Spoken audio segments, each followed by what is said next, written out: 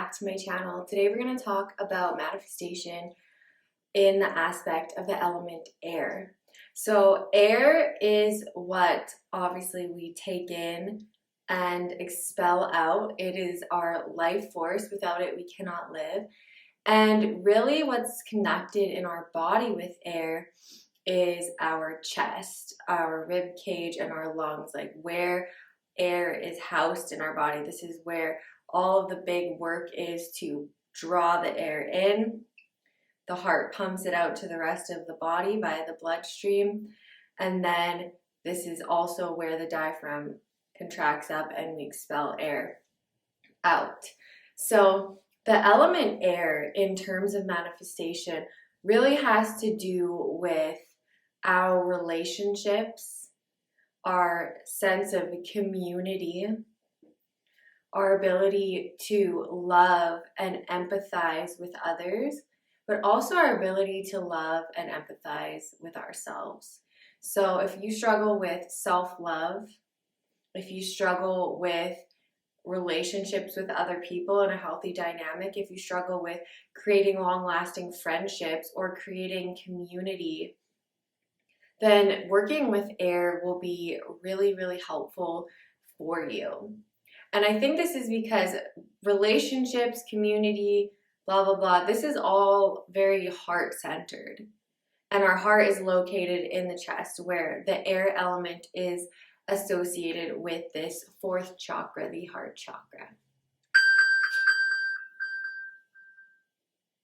Sorry, I think I just got an alert on my phone.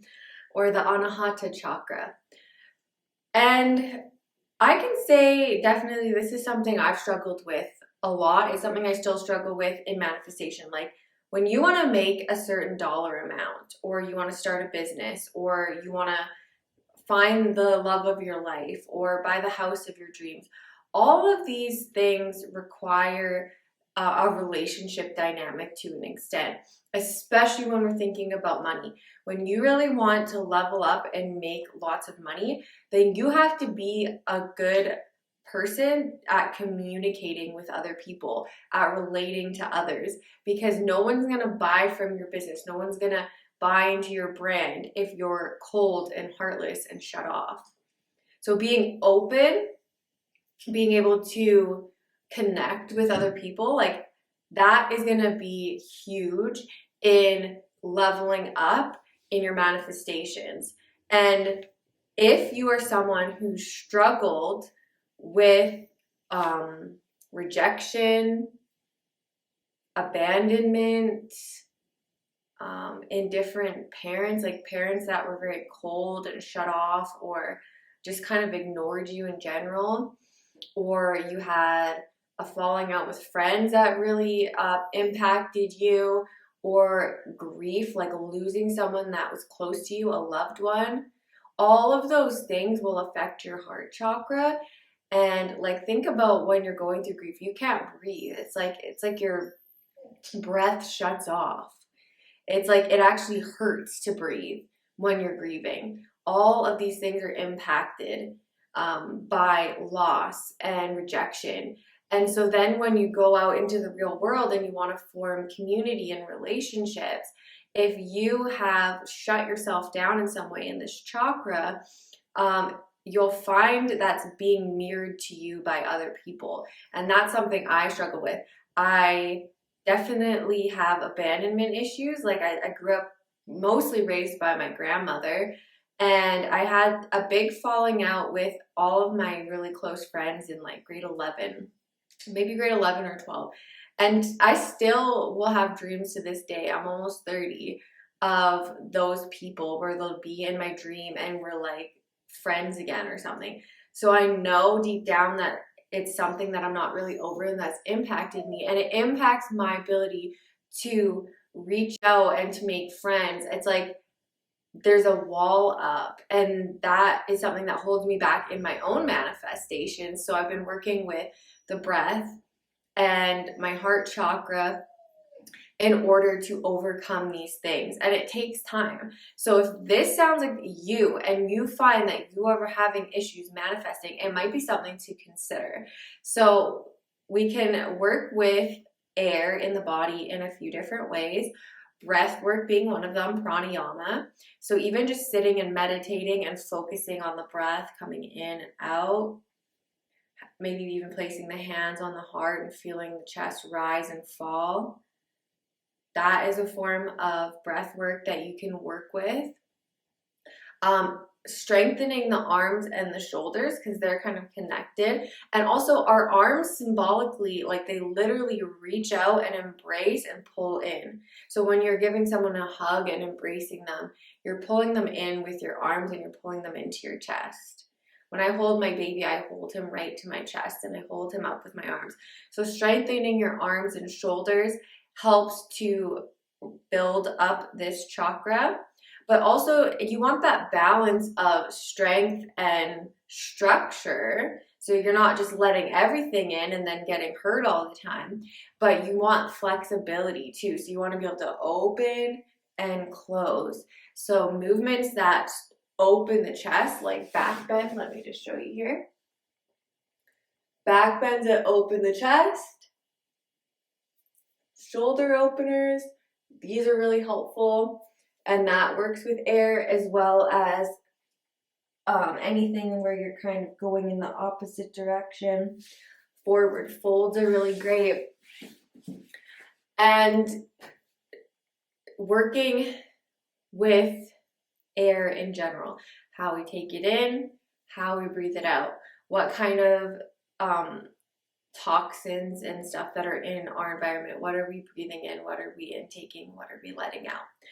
And taking initiative to form relationships, even though it might get you out of your comfort zone, is a really great way to start breaking down the walls and to start creating a sense of openness where you're allowing people in so that you can create that community and that love and that connection with people from your heart center. Like if you're looking for a dream relationship, but you won't tell any personal details and you push people away, you're never going to get it.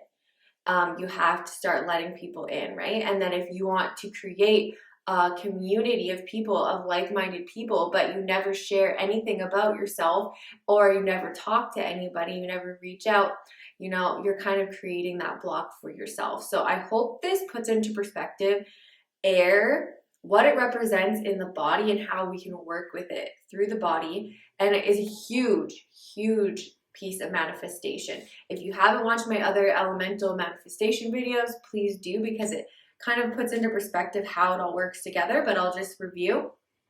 The current of manifestation goes down. The current of liberation comes up. So if you're manifesting something, it starts as an idea. Then you visualize the idea. Then you communicate the idea. You fall in love with the idea and you tell other people. So this is where that community, you get other people involved. Action, you take action on the idea. So you have to have the confidence and the willpower to take action, even when you know you're coming up against roadblocks. And then you have to have that burning desire to you know, push you forward, to pull from, to help take action. And then finally it comes down into the root, into the physical realm, like our physical bodies. It becomes a real actual thing that we have created in our life. So this one is important.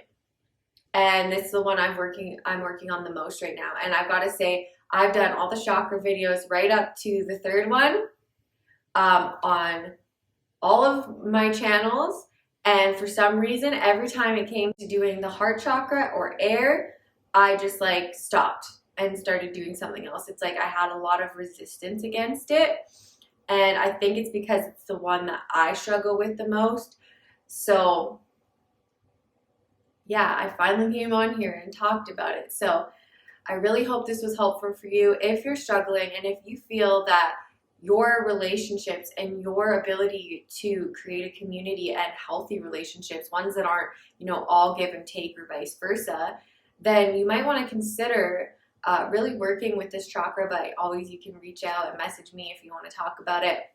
And this week we are doing air focused routines in the manifestation elemental series in Magic in Movement. So look out for Tuesday and Thursday. I'll be posting one for self-love and then one for building community. I'll see you in the next one. Bye.